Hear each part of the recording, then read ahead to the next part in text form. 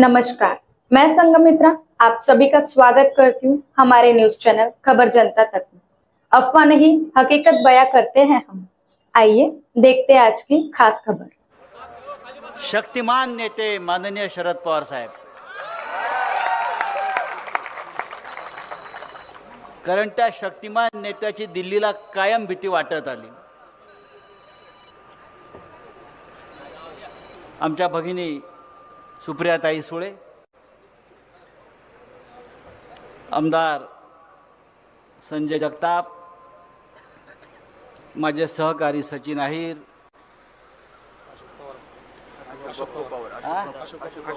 आमदार अशोक पवार, मगाशी ते पुढे बसले होते म्हणून त्याला मी हां, शेवाळे बापू, लक्ष्मण माने, अंकुश पवार, अंकुश काकडे, संभाजीराव झेंडे, म्हणूनच पवार म्हटलं ना मी। आणि या तप्त उन्हामध्ये सासवडला जमलेले महाविकास आघाडीचे सर्व शिलेदार, निष्ठावंतच आहेत। इकडे खोकेवाले गेले। या पुरंदरला एक फार मोठा इतिहास आहे, शिवकालीन। पुरंदरचा तह आहे, त्याहीपेक्षा छत्रपती संभाजी महाराजांचा जन्म पुरंदरच्या किल्ल्यावर झाला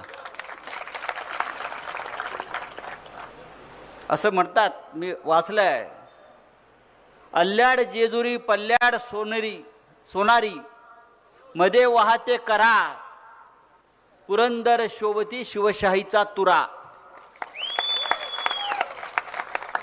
अशा या पुरंदरमध्ये, सासवडमध्ये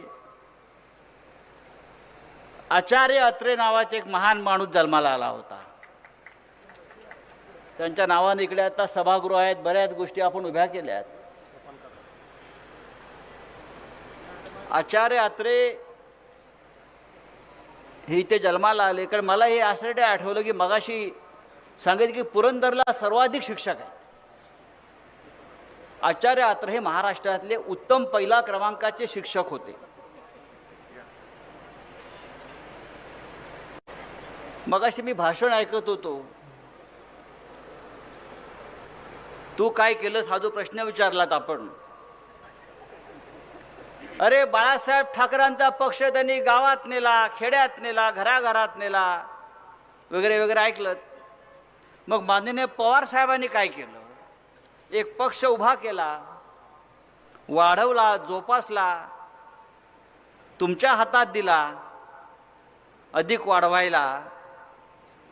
आणि तुम्ही काय केलं?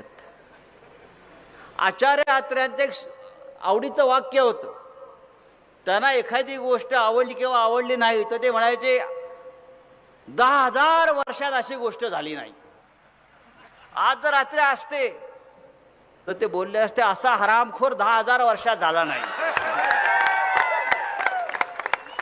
हा म्हणजे जे हरामखोर आज महाराष्ट्रात निर्माण झालेले आहेत या निमित्तानं, तर आचार्य अत्र्यांनी नक्कीच असे हरामखोर या महाराष्ट्राच्या मातीत 10,000 वर्षात निर्माण झाले नाहीत अशी घटना प्रल्हाद केशव अत्र्यांनी नक्कीच केली असती। जुड़े रहिए हमारे साथ और देखते रहिए खबर जनता तक। अफवाह नहीं हकीकत से रूबरू कराते हैं। लाइक सब्सक्राइब अवश्य करें। धन्यवाद।